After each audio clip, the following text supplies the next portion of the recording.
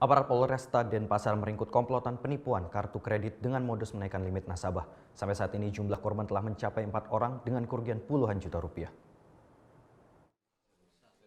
Petugas Satuan Reserse Kriminal Polresta menangkap 3 anggota komplotan penipuan kartu kredit berinisial RS, KJ, dan AI di sebuah hotel kawasan kota Sabtu lalu. Ketiga tersangka dilaporkan oleh salah seorang korban yang kartu kreditnya dibobol hingga 40 juta rupiah. Modus komplotan ini menelpon nasabah kartu kredit secara acak dari data yang dibeli secara ilegal via online. Tersangka kemudian menawarkan nasabah menaikkan limit kartu kreditnya dengan cara menukar kartu yang lama. Untuk meyakinkan korban, komplotan ini membuat belangko palsu sebagai bukti penukaran kartu.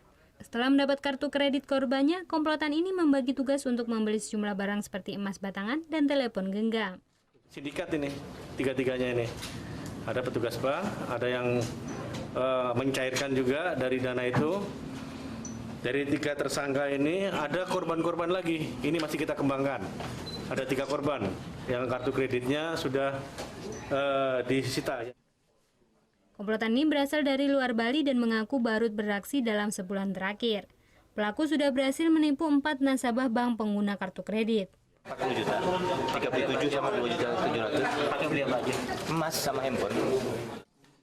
Atas perbuatannya, ketiga tersangka terancam hukuman 6 tahun penjara karena melanggar pasal 30 Undang-Undang Nomor 11 Tahun 2008 tentang informasi dan transaksi elektronik serta pasal 378 KUHP tentang penipuan. Muhammad Hasanuddin melaporkan untuk NET.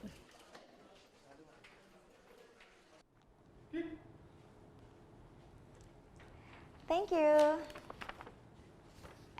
Udah selesai nonton beritanya? Jangan pergi dulu dong. Subscribe dulu dan nonton tayangan lainnya di sini. Subscribe, nonton lagi. Subscribe, nonton lagi.